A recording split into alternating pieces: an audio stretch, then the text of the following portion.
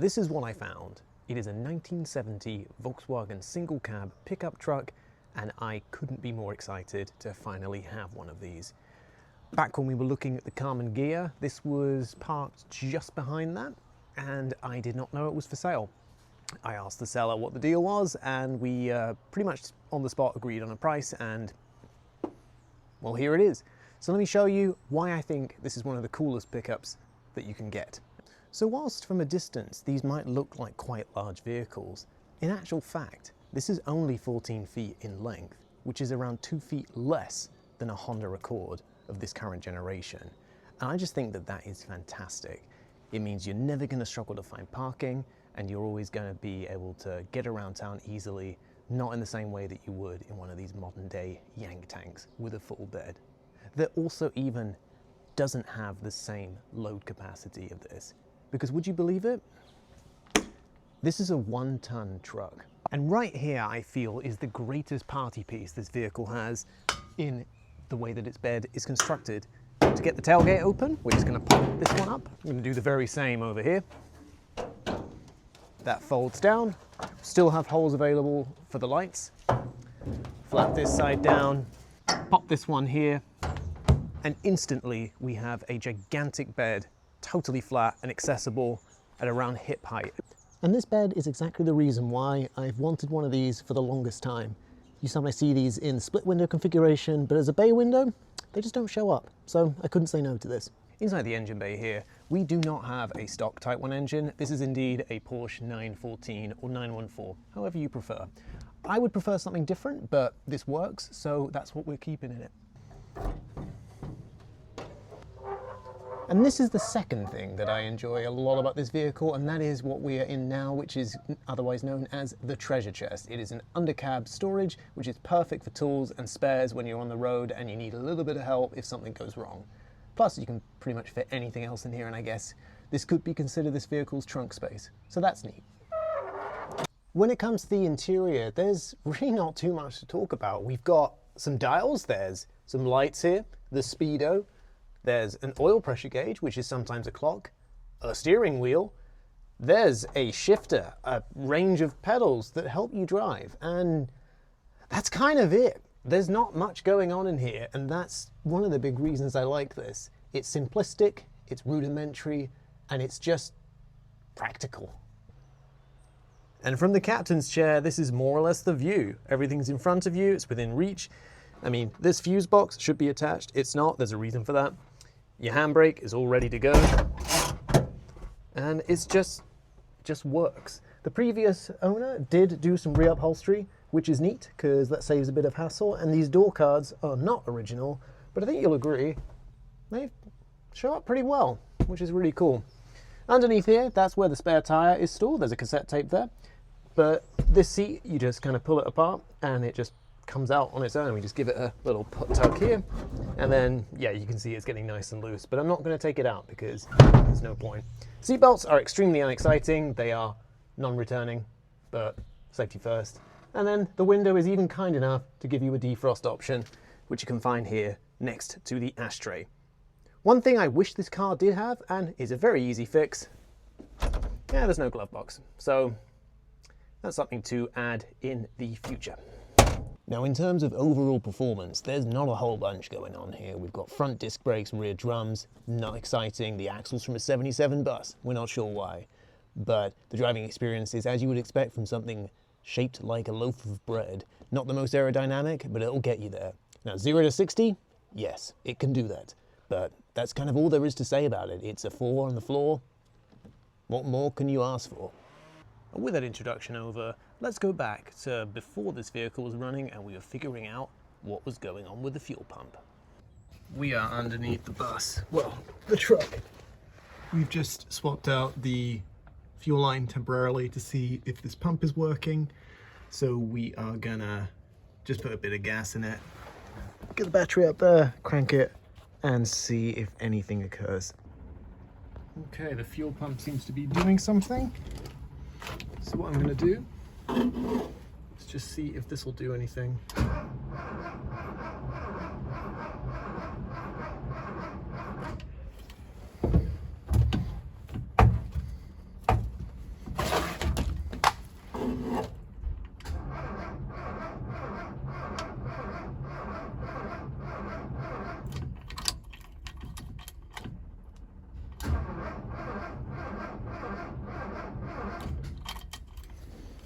Nothing yet.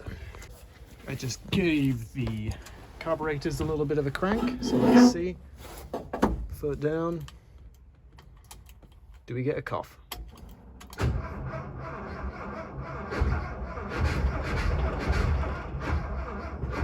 Kind of. I'm trying to figure out why gas is not coming up here, and I think it might be because there's an airlock here. So what I'm going to do now to check that the electric fuel pump that's underneath the fuel tank is working is just disconnect this, put it into the container and see if this pumps gas. I'm swapping out the old fuel pump with this new one. Nothing fancy, but neither was that one. Some new fuel line to go on it as well, because this stuff is kind of crumbly and I don't trust it. And additionally, a new fuel filter, because the one that was on it was absolutely caked with stuff.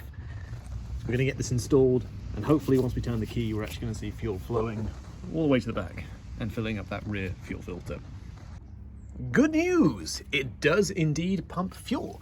The only bad news is I actually forgot to replace the fuel line that goes from here down to the back of the firewall there. So with the very low pressure of however many PSI, it does squirt a bit, which is not ideal. So I'm gonna just replace that short section there, and then we can actually fire this thing up. And I'm feeling pretty confident that whilst it might not run amazingly, I think it will do okay on its own.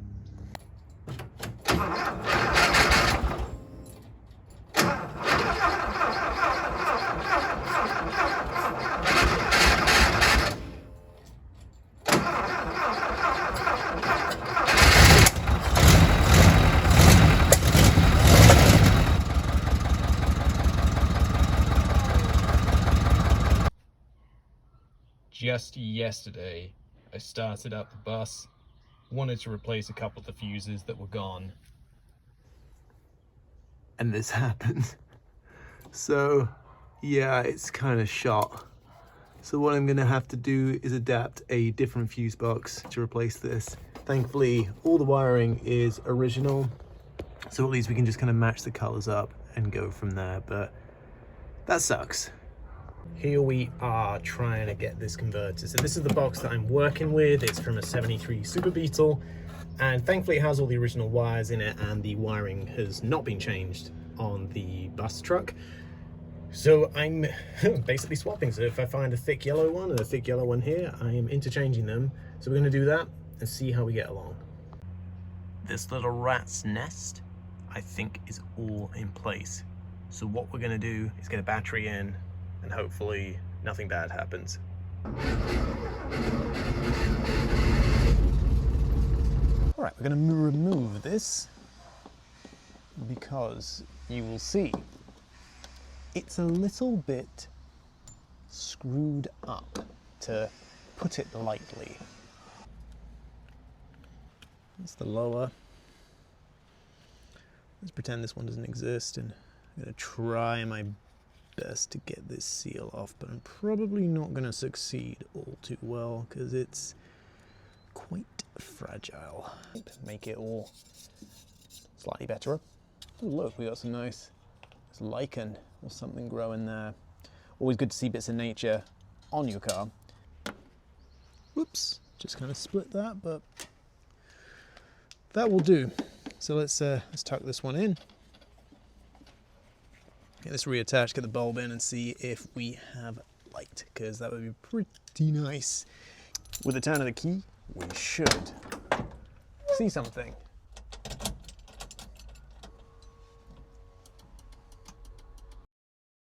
This would be why that is a filament. That shouldn't be there. Into the parts tin we go. Got a couple of them. Let's slap this in and see if that does it. And now we try once more, except without the cover on. I'm thinking that maybe the housing wasn't so bad after all. I mean, judge for yourself. That looks pretty bad, but we got it working. And then on the list of other things to do, the antenna, which goes here. We're going to remove this plug. There we go. And then this sort of sits there. The problem I have is the wire. It goes in here, and somehow goes from here to in here. I don't know how. So I'm just going to kind of wing it and see how this all comes together. Well, that was extremely easy. It just popped out here. So we're just gonna, well, yeah, loop this, hook that up, get in the radio, be done.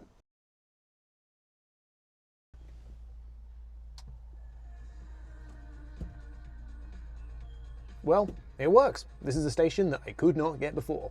So, thanks, Ariel. Coming back here to the rear, the alternator. It exists. Don't know if it works. Can't actually test it right now. But after a considerable amount of troubleshooting and all of that, I noticed that back here, that should be a voltage regulator. And it should be plugged into this. Do you see the problem?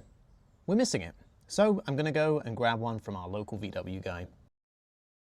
And just like that, here is a voltage regulator. Well, let's head up front. Let's see what happens when I put the key in. Now, the hope is that I am going to turn the key and then this light will come on. So here's to hoping. Yeah! What I'm hoping for is when I turn the key, this thing is going to start reading around 14 volts rather than the 12.6 or thereabouts that it had before.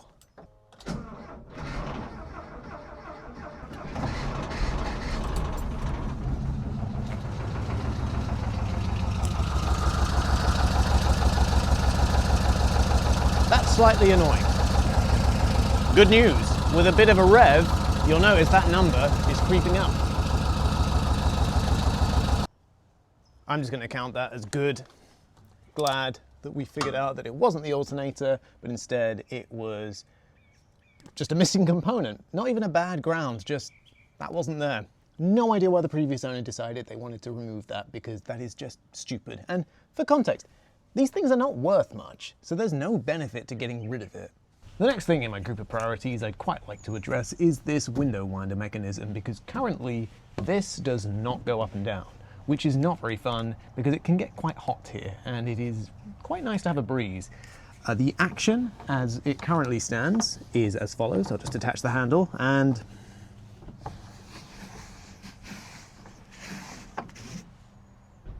anyway, so we're going to get that replaced.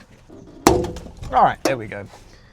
And I snapped the clip. But door card is out, so we can just put that to one side. This has obviously been replaced because they were not like this when they came out the factory, so don't need to worry so much about that. Here's the mechanism, couple of bolts there, couple of bolts there, couple of bolts here.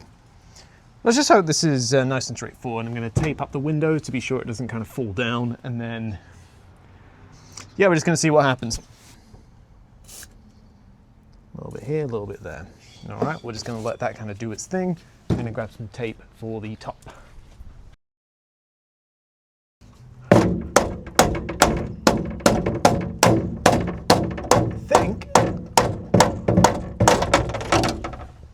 We got it.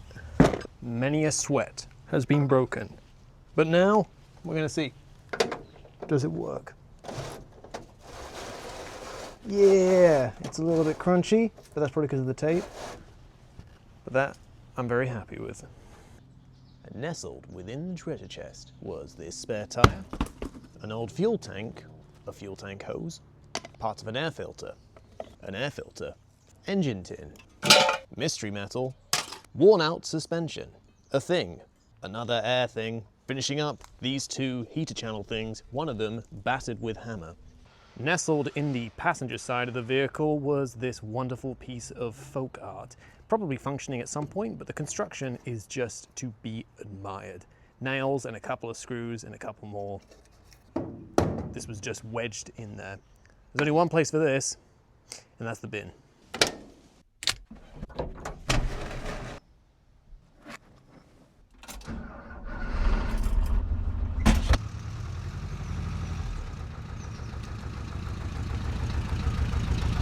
So the overall driving experience of the 70 single cab, it is a little bit sluggish when it comes to its overall movement, but that's not surprising given that it weighs quite a lot, I think 2,600 pounds.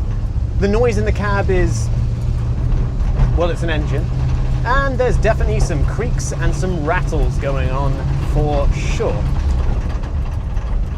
It is definitely a little peppier than a stock 70 bus because of the 914 in the back. I don't know how many horses it has left, but definitely more than a Type 1 engine would have had from this era. The steering is honestly not too bad. I have had a much sloppier experience in the 70 station wagon that I own from Ford. And yeah, overall seems pretty good. Visibility is okay. The window rolls down now, so I've got a nice breeze coming in as I go along. And it's just generally quite a pleasant driving experience. There's quite a few people who will stop and do a double take on this, thinking that it's a bus from the front and realize, oh, it's got a pickup bed. Neat. So I've had quite a few comments. In the sort of 3 months that I've had it, 2 people have approached me trying to purchase this, and I have kindly said no thank you. But yeah, it drives very similar to a VW Bug, but it has far less pep due to the weight. But it's just overall a really fun experience, and you cannot replicate this with any kind of modern vehicle. Right now I'm just going on a little trip down to our hardware store, and yeah, we just need to grab a electrical outlet because the one that we have is wrong. So I figured I'd take you along for the drive and just kind of get a feel. One thing that we do experience is the carburetors. They are not particularly tuned well. There's 2 of them, and as we're riding, we're getting like a That is the overall driving experience. Right now, cruising at 25 miles an hour on 3rd gear, and we're just creeping up to 30. You can hear that it's quite noisy. The brakes seem fine now. They are less of a suggestion and more of a movement. Should I upgrade this in the future? Oh yes, definitely, but the experience is fairly good.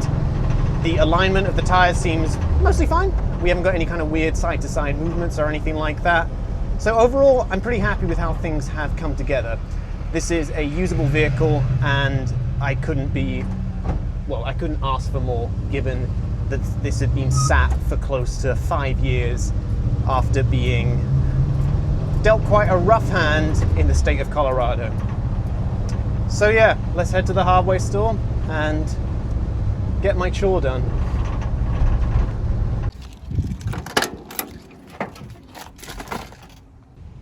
And well, that more or less sums it up for this video of the acquisition and discovery and just everything involved with this 70 single cab.